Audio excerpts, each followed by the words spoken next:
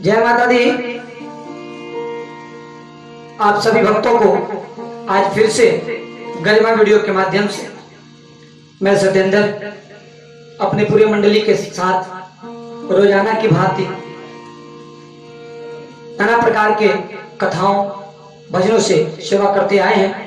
आज हम लोग जो आपको कथा सुनाने जा रहे हैं, जो प्रसंग सुनाने जा रहे हैं, तारावती की कथा, जो माता के जागरण में हर समय गाई जाती है प्रातः काल में। इस कथा को कहने और सुनने की परंपरा प्राचीन काल से चली आई है। प्रत्येक जागरण में इसको सम्मिलित किया जाता है। प्रत्येक जागरण में इस कथा को संपूर्ण तरह विधान है रखने का। इसलिए इस कलयुग में माता की पूजा और भक्ति से ही भक्तों का उद्धार होता है। आइए, कथा इस प्रकार है। महाराज दक्ष की दो पुत्रियां हैं। एक का नाम है तारा और एक का नाम है रुकमन, जिसे हमारे पूर्वजों ने गाया है।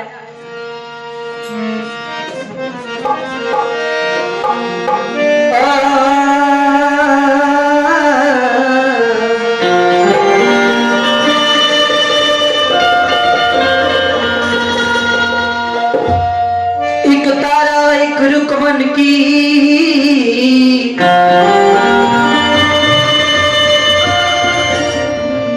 अजब है ये कहानी।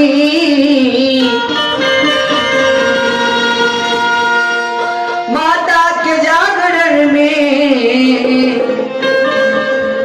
इसे कहता हूं मैं जुबान। इस कलयुग में जागरण का करता हूं विस्तार। मैं ही नहीं ये दुनिया वाले, अरे गाया है संसार। भक्तों की अनेक भक्तियां, जिसमें तारा और रुकमन की जो कथा हम आपको देने जा रहे हैं, इसमें तारा की बहन होती है रुकमन। आइए, हमारे कथावाचक, हमारे प्रसंग के रचिता लिखते हैं एक लाइन, वो भी भोर के बेला में गा करके कैसे। शुरू हो रही है तारा की कहानी,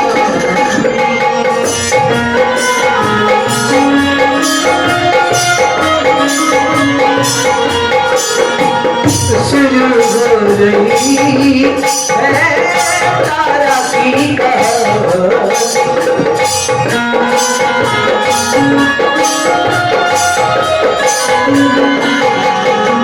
और भक्त पूजा किया करते हैं उस माँ जगदम्बा का, जिस माता से हमारा ये पूरा सृष्टि चलता है, जिस माता की कृपा से हम और आप हर समय खिलखिलाते रहते हैं।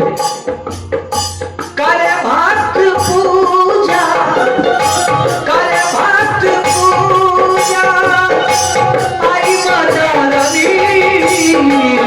शुरू हो रही है तारा की कहानी।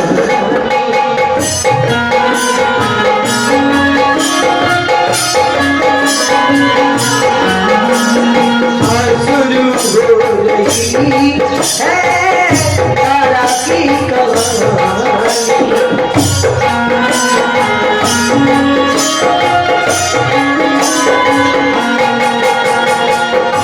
एक थी तारा, एक थी रुकमन, एक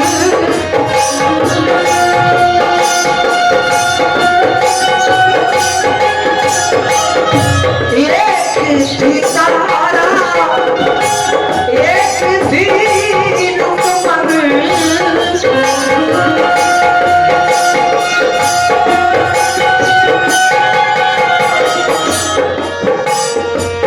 दोनों भक्तों की,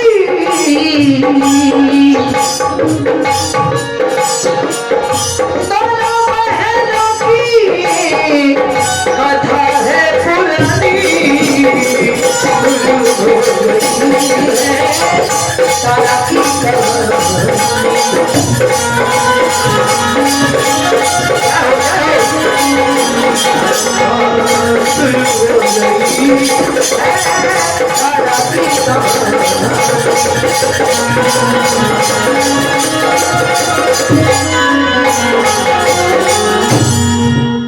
महाराज दक्ष की दो बेटियां, जानिए कथा को इस विस्तार से।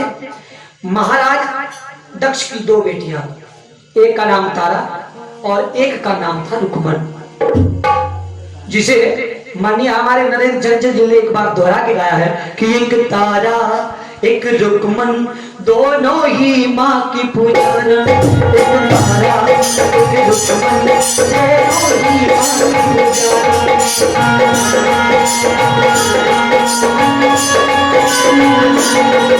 अंतर क्या दोनों बहनों में बोलो,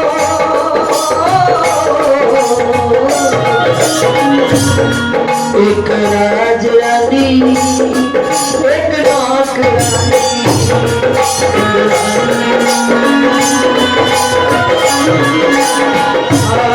एक राज रानी एक नौकरानी।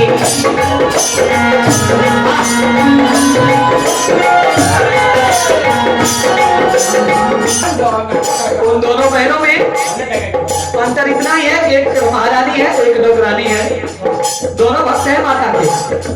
उसके बाद एकादशी का व्रत किया करती थी तथा माता के जागरण में प्रेम के साथ दोनों बहनें कीर्तन किया करती थी। उन दोनों बहनों का भक्ति में एक स्थान दिया गया है। अंतर क्या दोनों बहनों में दोनों, एक राज रानी एक नौकरानी। एक राज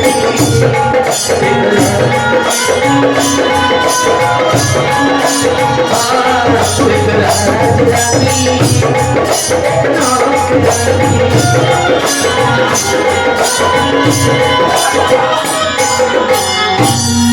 एक राज रानी एक नौकरानी, अंतर क्या दोनों बहनों में बोलो। बहनें तो एक ही हैं, एक ही परिवार से हैं, लेकिन कहा जाता है समय समय पर होता है समय समय की बात। राम जन्म का दिन बड़ा कृष्ण जन्म की रात। हर समय का एक अलग अलग समय होता है, इसलिए तारा का समय कुछ और है, रुक्मण का समय कुछ और है। आइए कथा विस्तार से।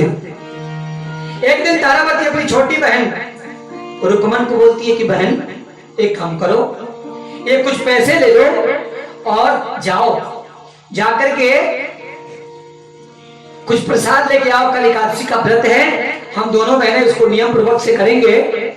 महाराज बड़ी बहन तारा की बात सुनकर के रुक्मण ने पैसे लिए और बाजार को चल पड़ी। बाजार पे जाती है और जाकर बाजार में सामान किनने के बजाय उसने क्या किया,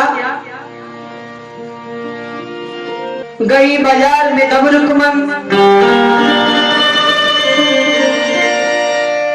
इधर उधर आंखें गई, क्या करने वो आई है, असली बात वो भूल गई। नजर पड़ी जब मांस पर तलते हुए कढ़ाई में, रुक्मण को अब याद नहीं उस जग जननी महामाई में। अरे महाराज रुक्मण ये बात भूल गई, बाजार में गई और एक होटल पे एक बाजार में एक मांस का पकौड़ा देख करके उसका मन ललचाने लगा। भगवान श्री कृष्ण ने गीता में अर्जुन को कह दिया है कि अर्जुन, हे अर्जुन, इस मन को अगर कोई ना मनाए तो समझ लो कि वो कई जगह गिर जाता है, उसको पता भी नहीं चलता। भगवान कृष्ण ने कहा कि ये जो शरीर है ये एक रथ है और इसमें दो आंखें लगी हैं, इस शरीर के घोड़े हैं और ये दो घोड़े जिधर चाहते हैं उधर इस मनुष्य को ले जाते हैं, मगर इन दोनों के डोरी, इन दोनों का जो है रस्सी इस मन के हाथ में है और इस रथ में जो बैठा है वो है आत्मा। कभी आपने देखा होगा मित्रों, कभी भी किसी भाई को अपने मदिरा पीते हुए देखा होगा, कभी भी वो मदिरा अपने हाथ में लेके जब रखता है पहली घूंट, तो उसको ऐसा लगता है कि इसको अंदर ना डालो, लेकिन वो फिर भी जबरदस्ती प्रयास करके इस मन को जो है कि बात मान करके आत्मा के अंदर घुसा देता है जबरदस्ती, जो कि आत्मा उसको मानता ही नहीं है। भगवान ने कहा कि इस रथ में जो बैठा है वो आत्मा है, इस रथ का मालिक, और वो कभी अपना दिशा चेंज नहीं करता। बाजार में रुकमन चारों तरफ घूम के देखती है, एक जगह मांस का पकौड़ा बना है। वो किस लिए आई है, किस काम से आई है, बिल्कुल उसके दिमाग में रहता नहीं है। लेकिन जब अपने मन को नहीं रोक पाती है और जाकर के उसी पैसे में से मांस का पकौड़ा खरीद करके खा लेती है, जब मांस का पकौड़ा खाती है फिर उसे याद आता है कि अरे मैं तो एकादशी के व्रत के लिए कुछ सामग्री खरीदने आई थी।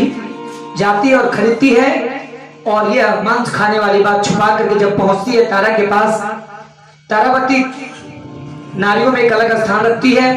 तारावती परम भक्तनी थी मां जगदम्बे की। तारावती ने उसके शरीर से महक आने लगी जब मांस का, उसे डांटती है, अरे रुकमन ये तूने क्या किया, सारा व्रत खंडित किया। अरे तू तो मानव की योनि में है रे, क्यों तूने ऐसा पाप किया। नीच योनि में जाने वाला है तूने कर्म किया है बहना। व्रत खंडित होने पर तारा ने रुकमन को शराप दिया। कहने लगी तू छिपकली बन जा, क्रोध में आई बारी है, क्रोध से सबको नासे भैया, क्रोध से जलता प्राणी है। क्रोध आया तारा को और उसने जाना नहीं कि मेरी बहन है, लेकिन उसने उसको श्राप दिया। एक लाइन किसी कवि ने कैसे कहा है, तूने ऐसा कर्म किया है, नीचों का कर्म किया है,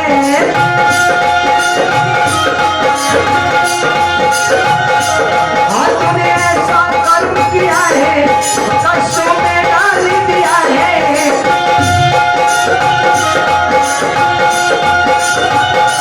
इसलिए बंदिया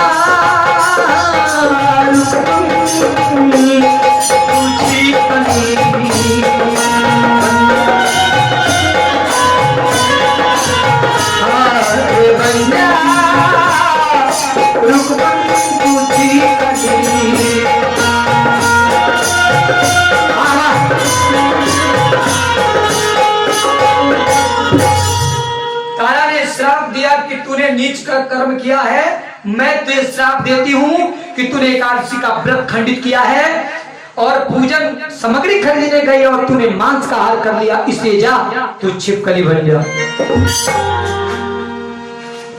छिपकली का जब श्राप देती है और कुछ क्रोध शांत होता है, तब उसकी बहन रुकमन पूछती है कि बहन इतना बता दो, इतना बता दो, वो कैसे श्राप से मुक्ति होगी बहना रे, मुझको बता दो, मुझको बता दो।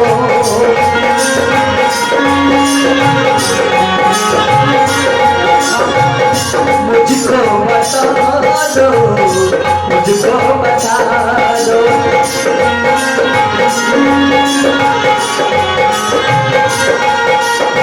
कहती है रुकमन की, अरे तारा दीदी अब बताओ पाप तो मैंने कर दिया, मैं अपने मन को रोक नहीं नहीं पापी है, मन कितना चंचल है ये मैं जान नहीं पाई। इसलिए अब मुझे बताओ कि मेरा उद्धार कैसे होगा जब छिपकली जोनी में मैं जाऊंगी। उसने कहा धर्म उपकार से आप कट जाते हैं, तारा ने कहा सब दुख बीत जाते हैं।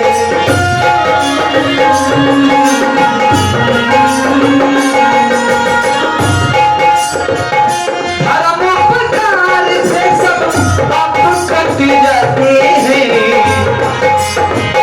सारे दुख सब दुख बीत जाते हैं।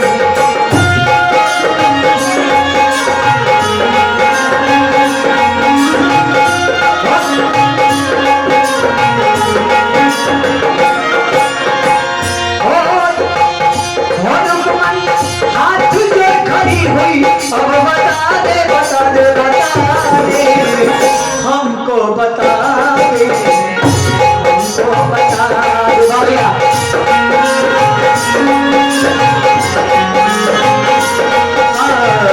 हमको बता दे हमको बता दे।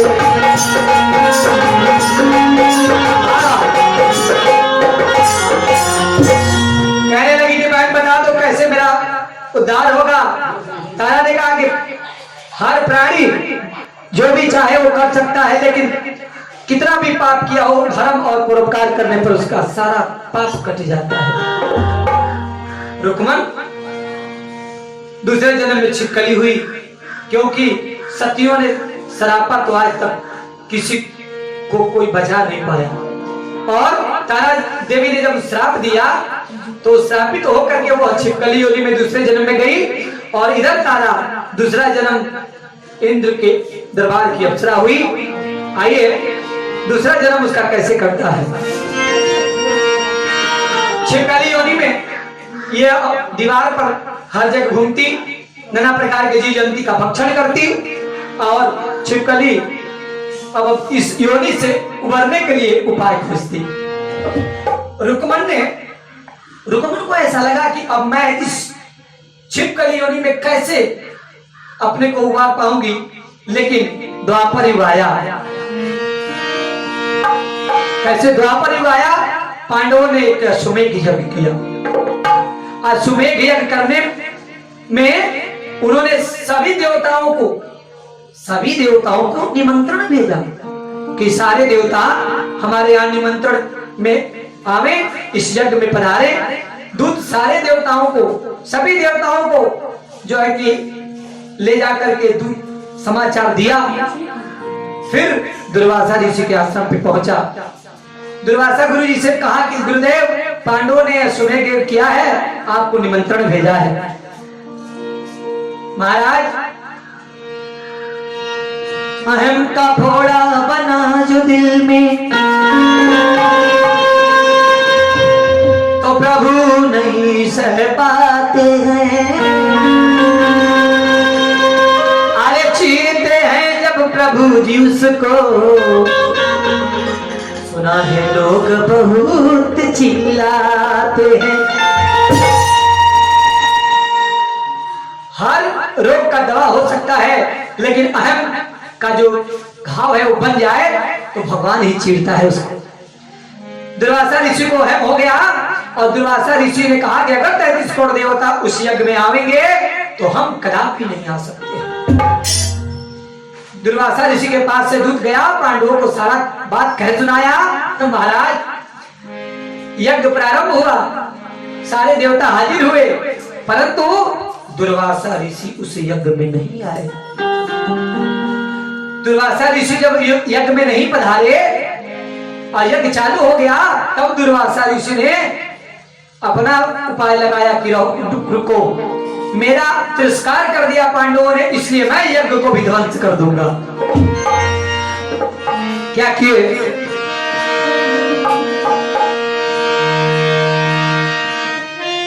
अरे बाज का रूप बनाए दुर्वासा, अरे करने लगे भैया जी विचार, आगे वाली बात सुनो, बात कहूँ मैं सुनो ध्यान, आगे वाली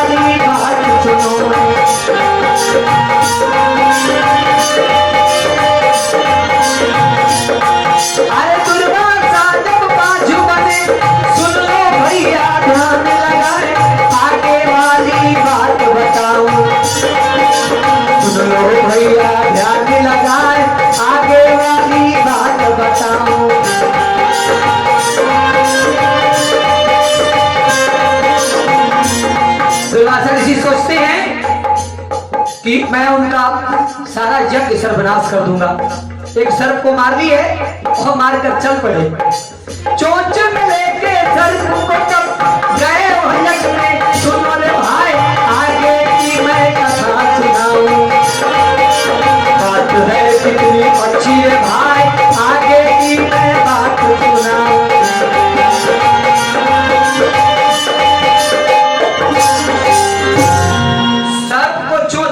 करके और उस यज्ञ में पहुंचे और अवसर खोजने लगे।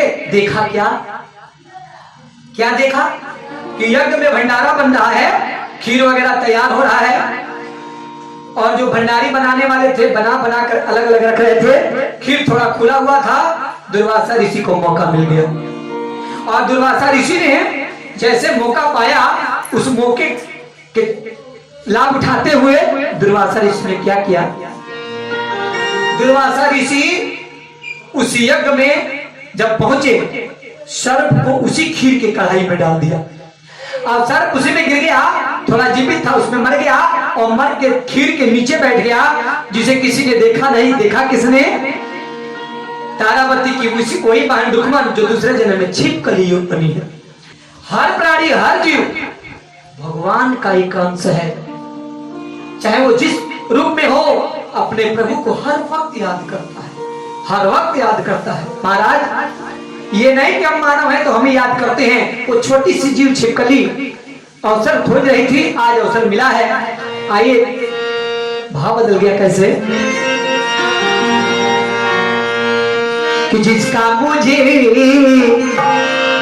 था इंतजार, जिसका मुझे था इंतजार, जिसके लिए दिल था बेकरार, अरे वो घड़ी आ गई, खीर में गिरकर के मर जाना है, छिपकली जोनी से मर जाना है।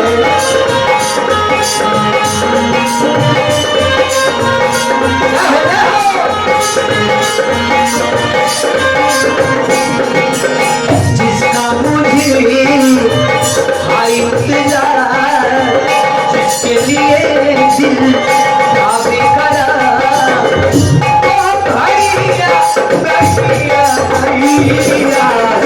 खीर में गिरकर के मर जाना है, छिपकली जोनी से मर जाना है।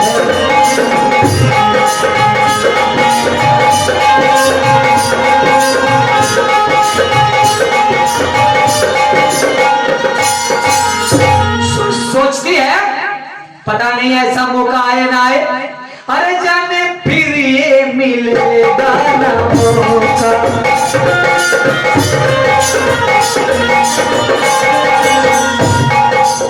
ये कितनी अच्छी बात सोच रही है छिपकली, जाने फिर ये मिलेगा ना मौका।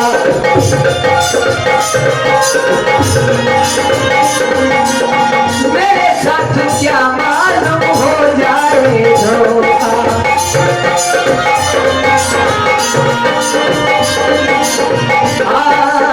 मन में विचार करके तारा की वही दिया,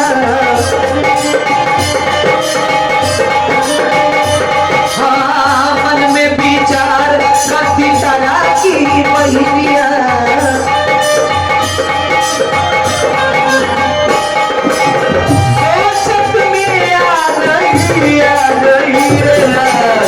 फिर में गिरकर मर जाना है, छिपकली यो नीचे ऊपर जाना है।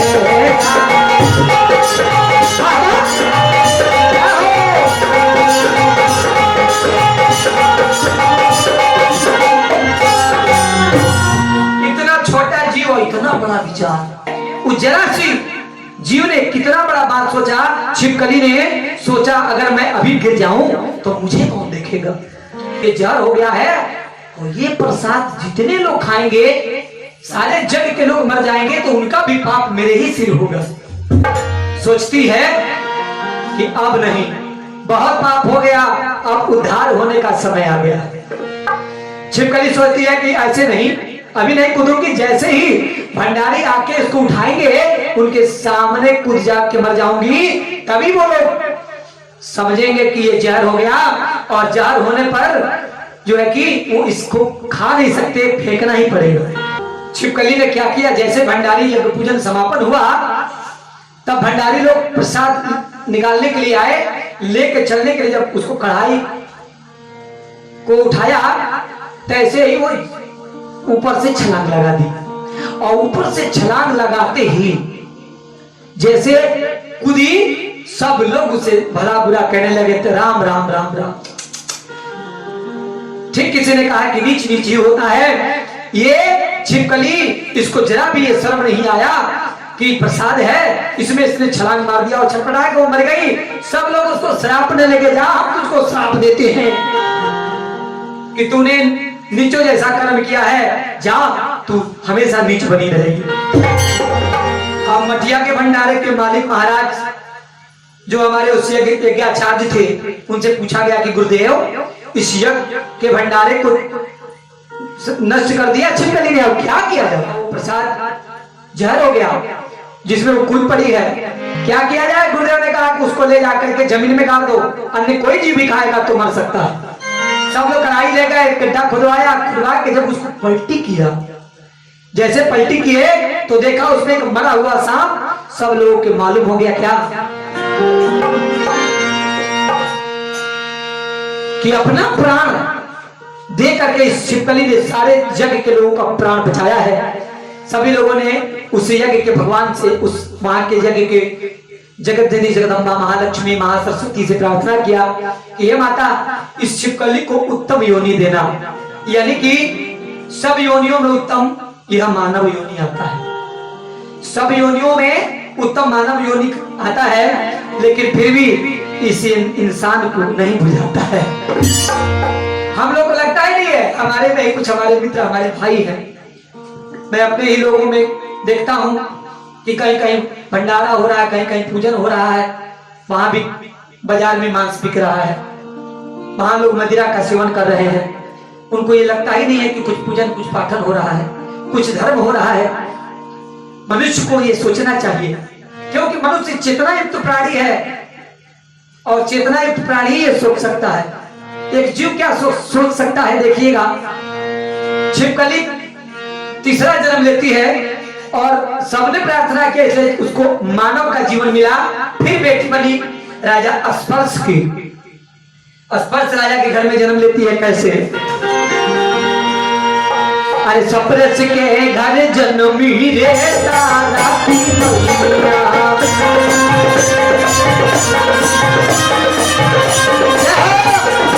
स्पर्श के घर जन्मी रे तारा की मैया।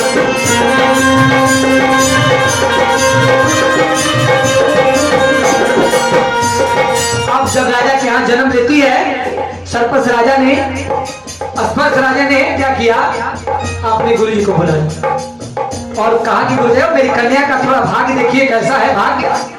राजा ने पंडित बुलवाया,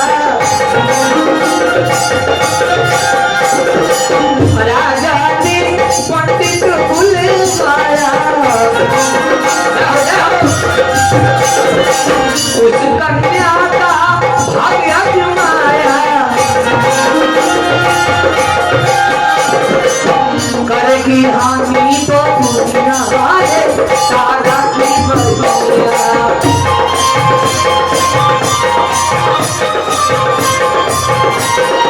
स्पर्श के घर जन्मी रे सारा की बलिया।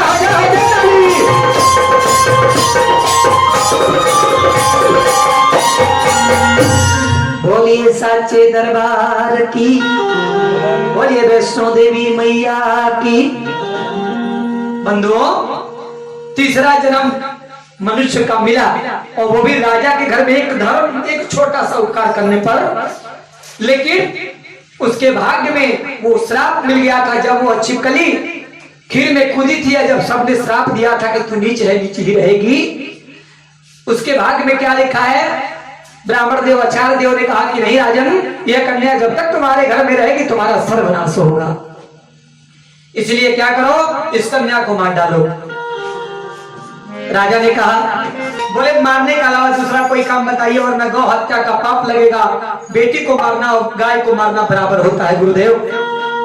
तब राजा को समझाते हुए आचार्य देव ने कहा कि सुनो, आप एक काम करो, बढ़ई बनवाओ, एक बक्सा बनवाओ, बक्से में कन्या को सुला दो और उसमें आप क्या करो, उस कन्या को रख करके और ऊपर से कुछ हीरे मोती जवाहरात सोना चांदी लगा करके नदी में जल प्रवाह कर दो। इसलिए कोई लालची व्यक्ति उसे निकालेगा और लालच में निकाल करके और इस कन्या का उस धन से शादी भी कर देगा, ये मरेगी भी नहीं और इससे तुम्हारा भी कल्याण होगा। राजा ऐसा ही किया, संदूक बनवा करके हीरे मोती जड़वा करके बक्सा को ले गया नदी में जल में डालने के लिए। आज जब बाप बाप होता है, एक बाप होता है, बेटी हो या बेटा, अपने कलेजे के टुकड़े को कोई भी नहीं चाहता है कि मैं फेंक आऊं। ले जाकर जब जल में रखता है तो यहाँ पर एक कवि की कल्पना है कैसे, अरे आंखों में आंसू आए राजा बेटी को बहाए, राजा बेटी को बहाए। राजा रोने लगा जब अपनी बेटी को पानी में वो बक्सा जब छोड़ने लगा, बक्सा उसमें तैरने लगा। तैरते तैरते जब कुछ अंदर गया तो हिलोरे मारे, बक्सा जो था हिलोरे मार रहा था। उस नदी से जान को कभी कभी धड़कन बढ़ जाए, कभी घट जाए, तो वो नदी से जान क्या कहती है, ध्यान दीजिएगा। मैया हमारी मझधार हो, हे गंगा मैया मेरी नाव अब तेरे हाथ में है। मैया हमारी मझधार हो, पानी लगा दे गंगा मैया।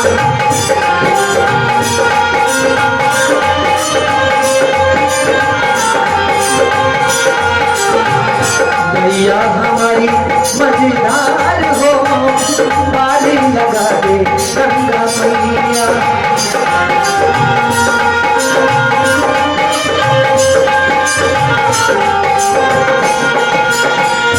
पानी लगा दे उस पर पहुंचा दे,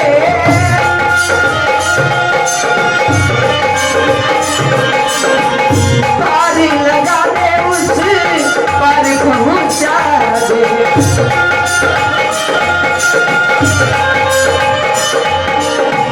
मैया हमारी मझधार हो, पानी लगा दे गंगा मैया।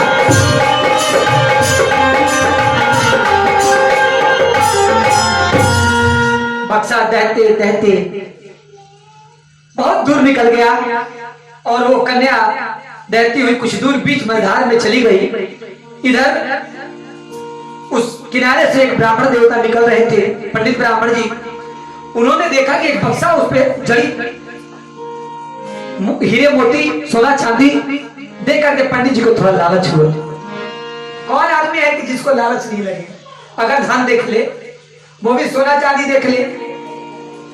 अब ब्राह्मण देव को रहा नहीं गया भाई, प्रयास किया ब्राह्मण देव कि कुछ किया जाए, कुछ अच्छा किया जाए। ब्राह्मण देव इतना पानी में गए, सोचा मैं निकाल ले आऊं, लेकिन सोचते हैं क्या, अरे माल बह जाए, माल बह जाए, मुझे तैरना ना आए, सोचे पंडित बाबा क्या किया जाए। मुझे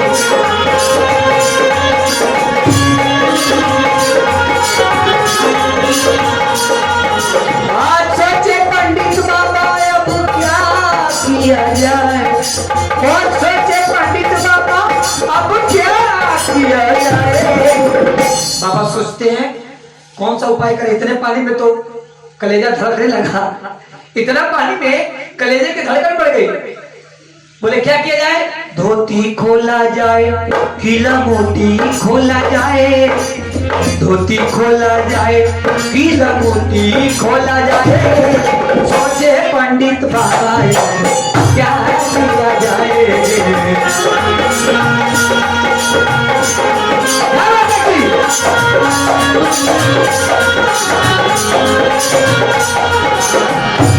अब जब और पानी के अंदर गए, लालच पर किसी ने कहा है लालच बुरी बला।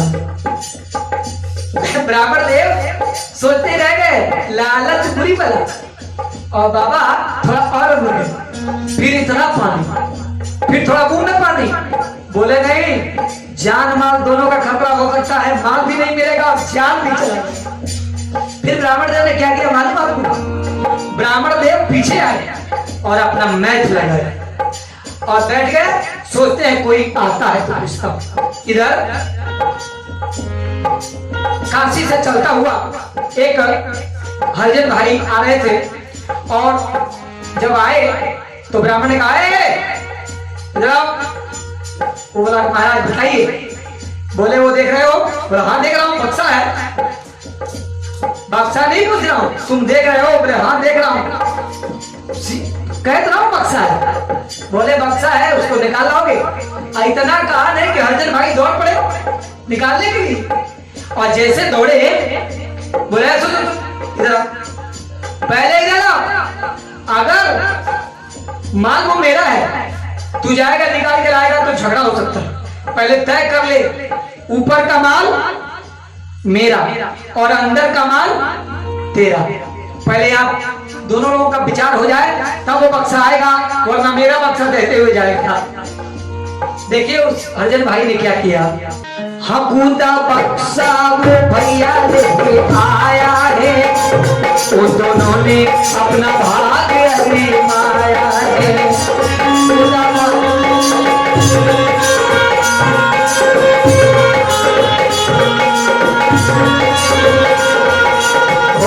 खुदा बक्सा वो भैया लेके आया है, फिर दोनों ने अपना भाग्य आजमाया है।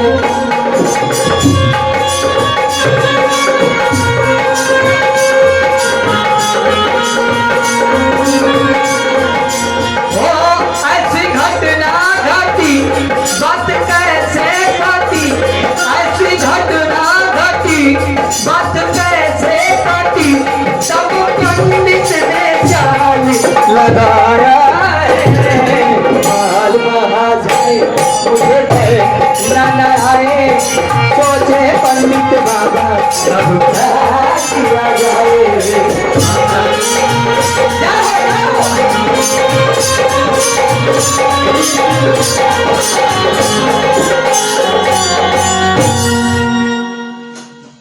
बक्सा बाहर आया, दो बक्सा को जब खोला गया, पंडित जी ने अपना धोती निकाला और फटाफट फटाफट फटाफट सारे माल ऊपर के।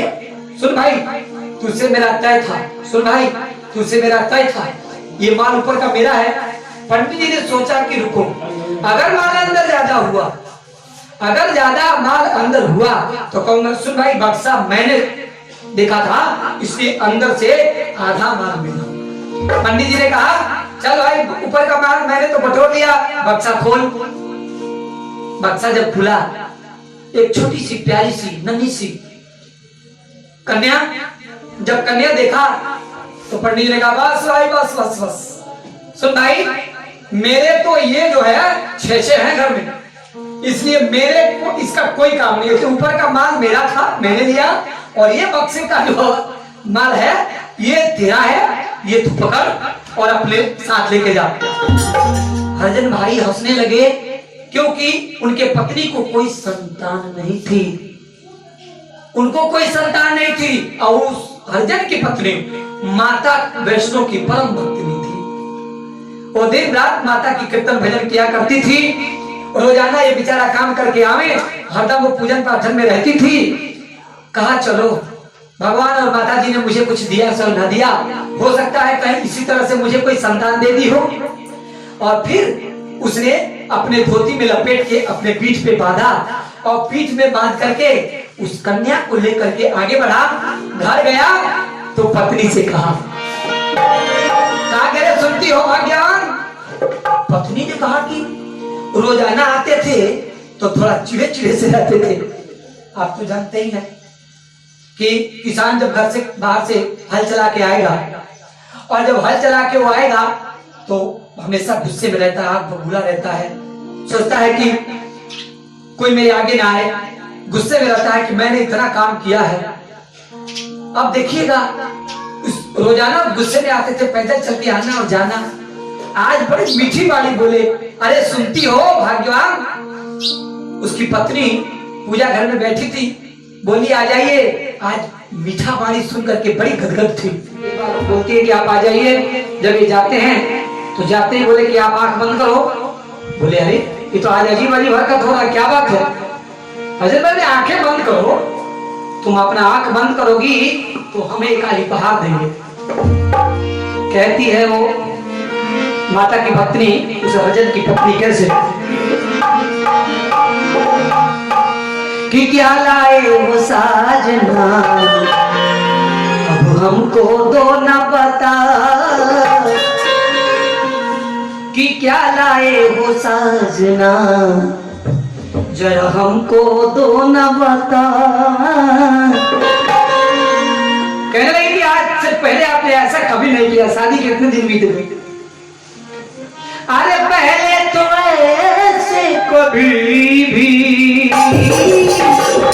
तुम तो न किया करते थे, तुम तो न किया करते थे।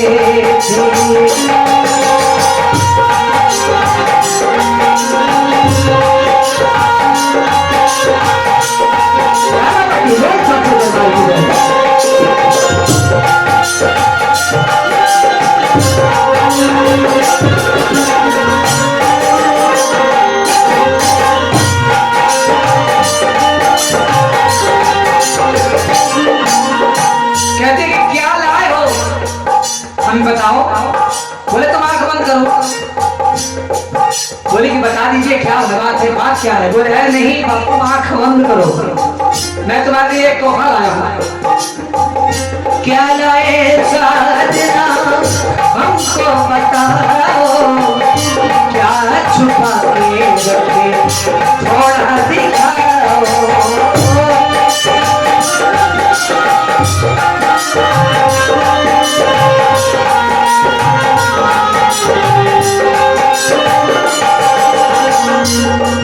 पति पत्नी में जैसे होता है प्रेम उस तरह से हो रहा है। कैसे?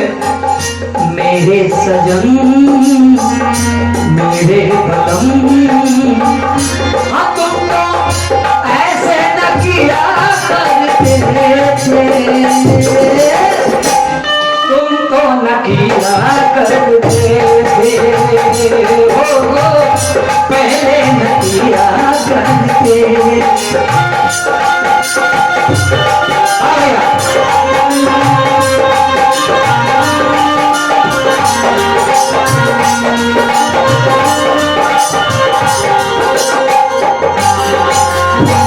कहती है कि आपने ऐसा कभी नहीं किया। आंख बंद करो, आखिर में उसने आंख बंद किया। तो बोली लाइए क्या दे रहे हैं? तोहफा कबूल है मुझे। जब गोद में रख दिया उस कन्या को उस हजरत भाई ने अपनी पत्नी के गोद में, तब जब उसने देखा बोली क्या बात है, ये तो कबूल है मुझे।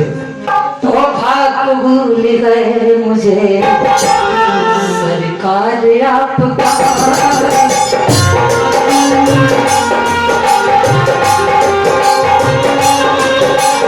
तोहफा कबूल है मुझे सरकार आपका।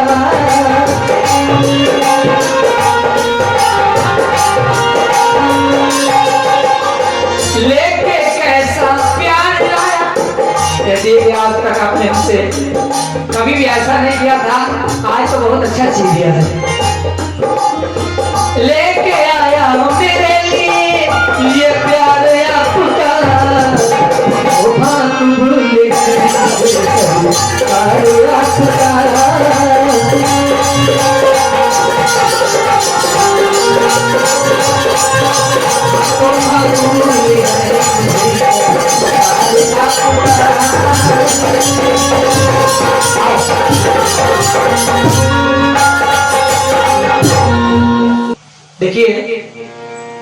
सबसे यही प्रार्थना है कि यहाँ पर एक मांस के टुकड़े के लिए कितना जन उस बिचारी को इधर से उधर हुआ।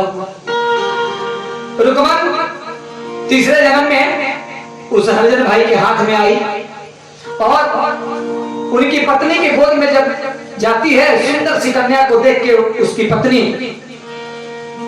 माता जी के चरणों में रख देती है बच्ची को और कहती है कि माँ, एक नन्ही सी प्यारी सी बच्ची, जब वो बच्ची हंसती खेलती तब तक अपने पति से एक बात कहती है, क्या? छोटी सी प्यारी सी नन्ही सी है मेरी गुड़िया।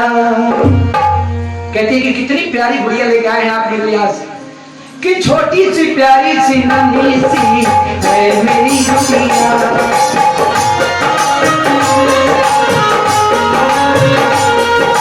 छोटी सी प्यारी सी नन्ही सी है मेरी गुड़िया।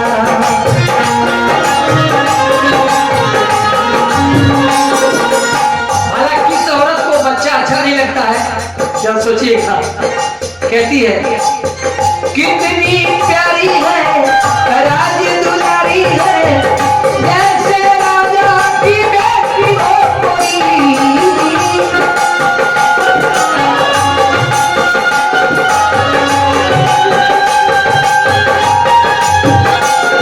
सजन मेरे पलक मेरे ठीक लाए हो, सच कहती हूँ राजा तुम ठीक लाए हो। छोटी सी प्यारी सी नन्ही सी है मेरी गुड़िया।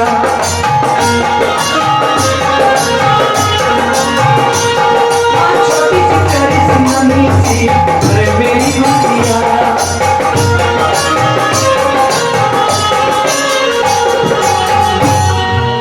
प्यारी सी गुड़िया तो मिल गई, परंतु जब रोने लगी तब उसको लगा कि वो मैंने इसको बेटी समझ लिया, लेकिन मेरी बेटी कैसे? मैया के दरबार में ले जाकर के उसकी बच्ची को रख दिया। बच्ची को रख के रोने लगी बच्ची और माता से प्रार्थना करती है हरिजन की पत्नी कैसे?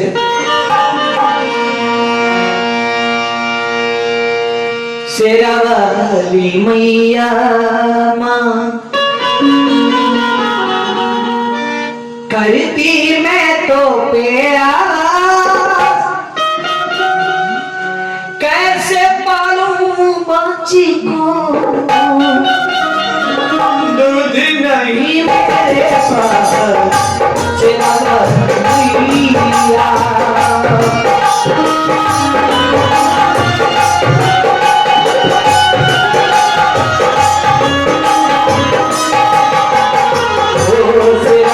मैया मैया करती मैं तो प्यास, कैसे पालूं बिटिया को, दूध नहीं मेरे पास। शेरावाली मैया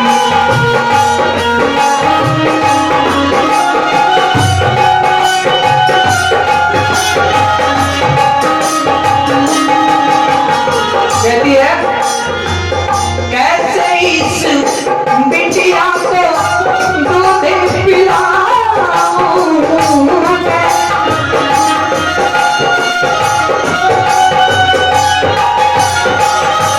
रो रही बाजिन हूँ मैं कैसे मनाऊं।